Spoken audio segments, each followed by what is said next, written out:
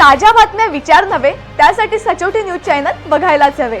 ज्ञान मनोरंजन संस्कार देणारे चॅनल सचोटीला सबस्क्राइब करा, बेल आयकॉनचे बटन दाबा, सोबत शेअर करायला विसरू नका।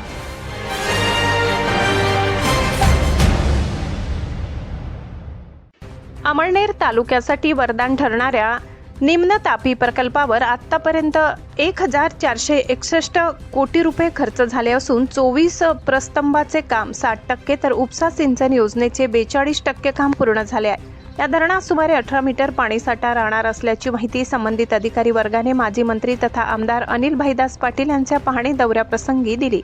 आमदार पाटील यांनी निम्न तापी प्रकल्पाला व उपसा सिंचन योजनांना भेट देऊन कार्यकारी अभियंता यशोदीप कडलग व इतर अधिकाऱ्यांकडून कामाचा आढावा घेतला। डाव्या बाजूच्या माती धरणाचे 90% काम पूर्ण झाले असून उर्वरित काम प्रगतीपथावर आहे।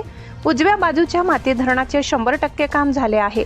प्रकल्पाचा सांडवा, विभाजक भिंत, मार्गदर्शक भिंत आदींचे कामही 100% पूर्ण झाले आहे। प्रकल्प पूर्ण करण्यासाठी आणखी 3429.76 कोटी रुपयांची आवश्यकता आहे। टप्पा 1 साठी 1750 कोटी रुपये लागणार आहेत।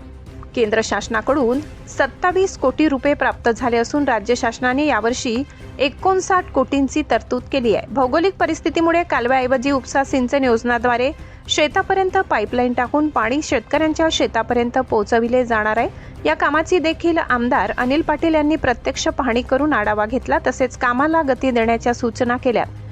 बोहरा येथील उपसा सिंचन योजना क्रमांक 1 व 2 च्या पंप हाऊसचे खोदकाम पूर्ण झाले आहे।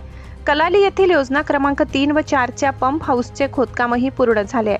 या योजनेअंतर्गत 25,657 हेक्टर क्षेत्र सिंचनासाठी पाईपलाईन टाकली जात आहे। 74 किलोमीटर मुख्य पाईपलाईनपैकी 46 किलोमीटर पाईप टाकून झाले आहेत। वितरण प्रणालीसाठी 491 किलोमीटरपैकी 208 किलोमीटरचे काम पूर्ण झाले आहे।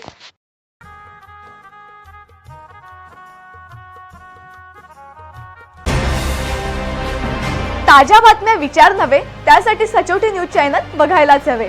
ज्ञान मनोरंजन संस्कार देणारे चॅनल सचोटीला सबस्क्राइब करा, बेल आयकॉनचे बटन दाबा, सोबत शेअर करायला विसरू नका।